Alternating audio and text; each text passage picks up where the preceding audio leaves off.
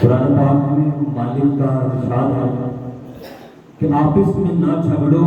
ورنہ بزدل ہو جاؤ گے اور تمہاری ہوا اکھڑ جائے گی، اور صبر کرو بے شک اللہ صبر کرنے والوں کے ساتھ ہے۔ ان اللہ و انا الیہ راجعون۔ مومنین کرام، مسجد کوفہ میں ایک ضربت علی علیہ السلام لگی تھی، تو تب یہ قوم یتیم ہو گئی تھی، اور آج اسی علی کے بیٹے کو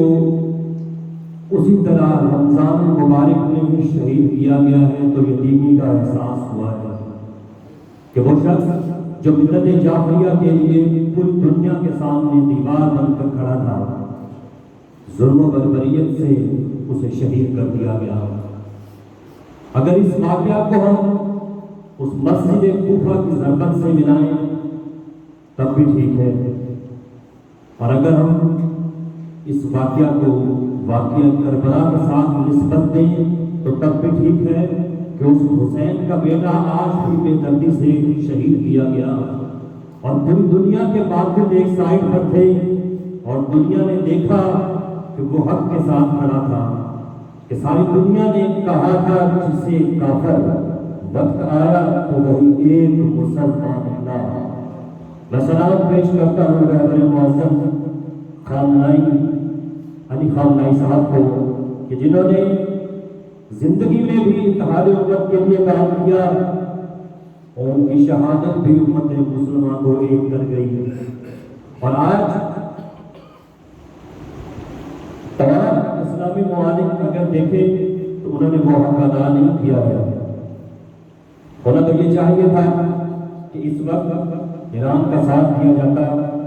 بہتر حکومت پاکستان کی افواج اور پاکستان کی عوام اس وقت اپنے ایرانی بھائیوں کی حمایت میں، چاہے وہ سفارتی سطح پر ہو چاہے اخلاقی سطح پر ہو، ایک پیج پر ہے،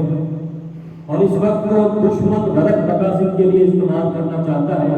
اور وہ چاہتا ہے کہ تفرقہ بازی ہو۔ اور آپ نے دیکھا ہوگا کہ مختلف آئی ڈی سے فیس بک کی، انسٹاگرام کی، اور اگر ایکس کے اکاؤنٹ ہے تو اس پر مختلف لوگ اپنا اپنا غلط نظریہ بھی پیش کر رہے ہیں کہ پاکستان میں انتشار پیدا کیا جائے۔ تو مومنین کرام، یہ وقت ہے اتحاد کا کہ ہم نے اکٹھے ہو کر دشمن کو یہ دکھانا ہے کہ چاہے امریکہ اور اسرائیل لاکھ کوشش کر لیں، یہ قوم تفرقے بازی میں نہیں پڑے گی، اور ملت تشیع اور رہبر معظم سید علی خامنہئی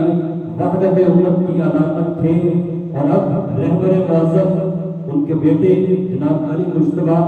خامنہئی نہ صرف ایران کے بلکہ ملت تشیع کے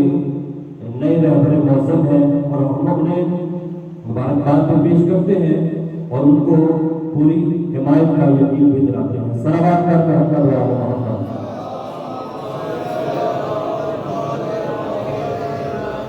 انہیں